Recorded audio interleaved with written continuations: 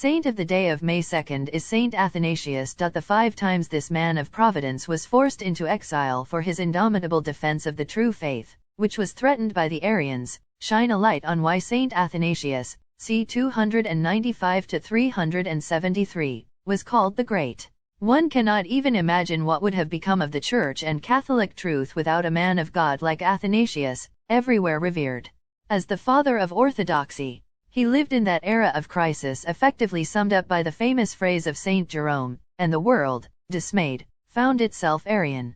The saint, persecuted by heretics and various emperors, was the most combative defender of the divinity of Christ, questioned by the presbyter Arius. He argued heretically that the Son was not co-eternal with the Father, reducing him to a mere creature, disregarding the teaching of the Holy Scriptures and the Holy Tradition. Athanasius was born in Alexandria in Egypt, of Christian parents, and at least 3 facts can be considered decisive in his formation.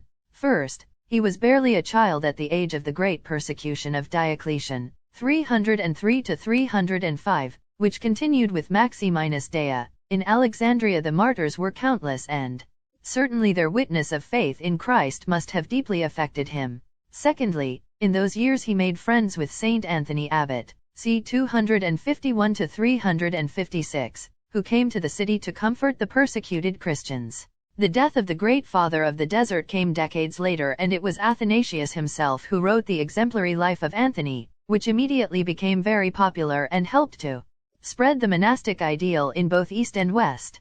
Thirdly, he matured under the guidance of Bishop Saint Alexander, who devoted himself to informing all about Christianity and opposing Arius, whose heresy had its source of propagation in Alexandria itself. Alexander wanted Athanasius as his spokesman at the Council of Nicaea in 325. At Nicaea, Arianism was condemned and the Council Fathers approved the symbol, which dogmatically defined the consubstantiality between Father and Son. They are of the same substance. Following the death of the Master, Athanasius succeeded him to the Patriarchal See of Alexandria. It was 328, the beginning of his 45 years as bishop, 17 of which he spent in forced exile, always heroically defending the true doctrine.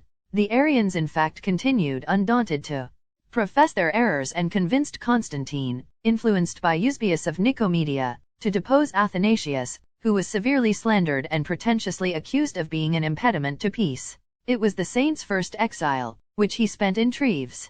The famous treatise on the incarnation of the Word dates back to this period, in which he wrote that the Son became man so that we might become God. He made himself visible in the body so that we might have an idea of the invisible Father, and he himself endured the violence of men so that we might inherit incorruptibility. He spent his second exile in Rome, after about 90 Eastern bishops, mostly his adversaries, had gathered in Antioch and declared him fallen again. They had the support of the Arian Constantius too, who during his long empire, 337–361, gave Athanasius no respite. In the period he spent in Italy he obtained the support of Pope Julius and 50 bishops, as well as Constantius' brother. In the end the Council of Sardico rehabilitated him.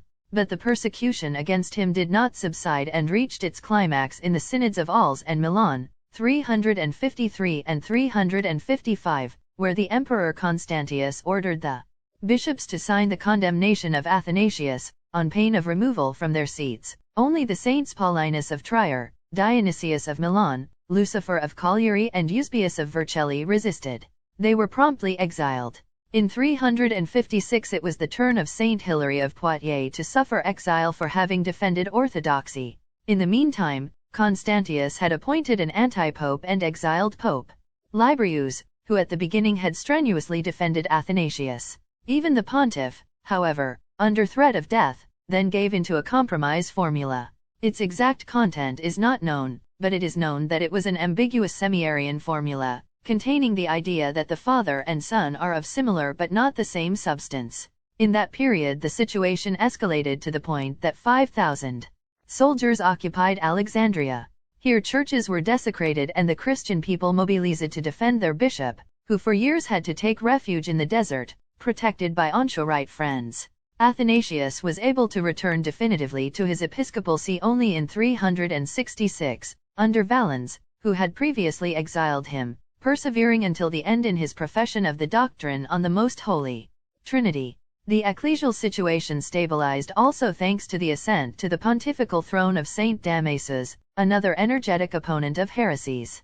Athanasius was proclaimed Doctor of the Church in 1568. It was not without reason that the contemporary Saint Gregory Nazianzen, in his funeral eulogy, called Saint Athanasius the pillar of the Church.